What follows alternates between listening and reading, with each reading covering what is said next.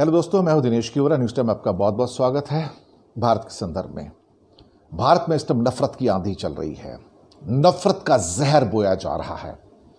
TV channel सुबह से लेकर शाम तक नफरत के बीज लगा रहे हैं, लोगों को लड़ा रहे हैं, लोगों के अंदर जहर फैला रहे हैं। और जहर इस हद तक बढ़ गया है कि आखिर में फिल्म वाले, खासतौर से 34-35 ऐसे प्रोडक्शन हाउसेज हैं, पर्सनैलिटी हैं, जिन्होंने हाईकोर्ट दिल्ली के अंदर अब अर्जी दी है कि इन टेलीविजन चैनल्स को रोका जाए। इसमें रिपब्लिक टीवी है और खासतौर से टाइम्स नाउ है। जो सितारे जिन्होंने साइन किया इस पिटीशन के ऊपर, शाहरुख खान, आमिर खान, सलमान खान, करण जौहर, अजय देवगन, अनिल कपूर, फरहान अख्तर, रोहित शेट्टी, विनोद चोपड़ा, आशुतोष गवारीकर, इसके अलावा film and television producers and guild of India, cine and TV artist association, Indian film and TV producers, screen writer association, Yashraj films, Reliance Big Entertainment were among the other petitioners. ये सब लोग एक साथ में आए हैं और ये चाहते हैं कि रिपब्लिक टीवी और टाइम्स नाउ, जो हिंदुस्तान के अंदर सामाजिक ताना बाना बिखरा रहे हैं, जहर फैला रहे हैं, नफरत फैला रहे हैं, नफरत की आंधी फैला रहे हैं ये दोनों चैनल। और इन्होंने ऐसे ऐसे शब्दों का इस्तेमाल किया है जिसको देख के लज्जा आए, शर्म आ जाए। इसमें राहुल शिवशंकर, टाइम्स नाउ के chief editor, Navika Kumar, times now की, अर्नब गोस्वामी, आप जानते हैं रिपब्लिक टीवी के जो जहर खोलने में सबसे आगे हैं, और उनके और एडिटर एक प्रदीप भंडारी।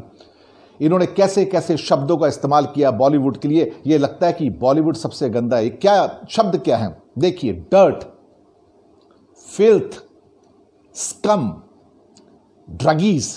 इन्होंने कहा कि सारी की सारी जो बॉलीवुड है ड्रगीज है, फिल्थ है, गंध है। शर्म आती है। और फिर आगे कहते हैं ये कि ये बॉलीवुड है जहां पे इस गंदगी को साफ करने की जरूरत है।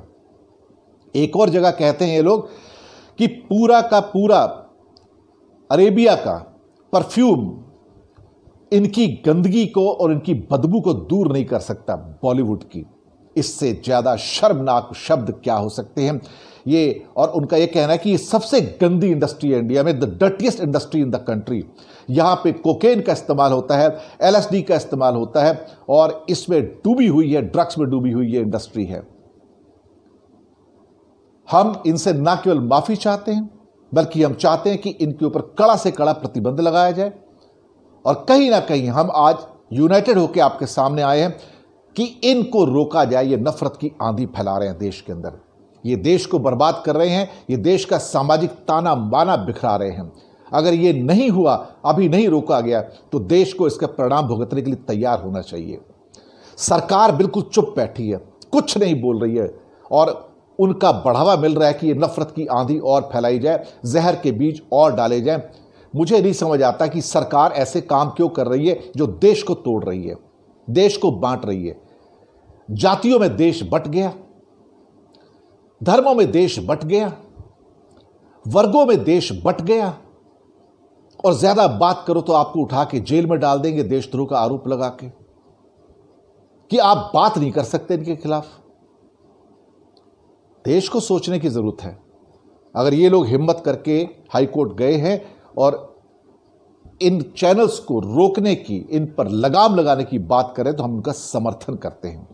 और ये आज के हिंदुस्तान टाइम्स में और सारे पेपरों में ये फ्रंट पेज पे न्यूज़ है सारी की सारी, जहां पर ये दिया गया है कि टॉप फिल्म इंडस्ट्री के जो लोग हैं सब गए हैं वहां पर।